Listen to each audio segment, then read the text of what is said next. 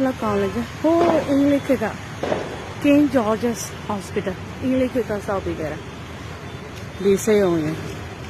ဒီလိုမျိုးသူလိုကိုလိုအများကြီးပါပဲတန်းစီပြီးတော့စောက်ကြတယ်ဆရာဝန်ရေးပေးလိုက်တဲ့စီပြန်ပြီးတော့ nurse မတွေကကန်ရေးပေးတယ်အဲ့ဒါကိုဒီလိုမျိုးတန်းစီစောက်ရတယ်နည်းနည်းတော့ဒုက္ခခံရတော့ပေါ့ကွသက်ဆန်သက်တာတော့ပေါ့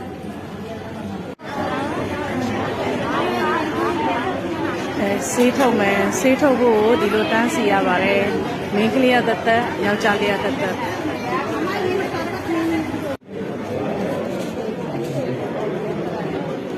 ဒီဆရာကပထမကြည့်တာဒီကကြည့်ပြီးတော့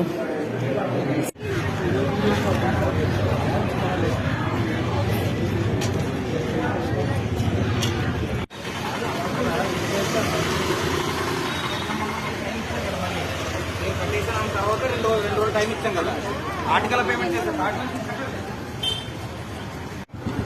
အားကြတော့ဆေးပေးတဲ့နေရာပေါ့အစိုးရဆေးတွေလည်းအကုန်အလကားပေးတယ်ဒီမှာဘာတစ်ခုမှမဝင်ရဘူးဒီဆေးရုံမှာအကုန် free ပဲ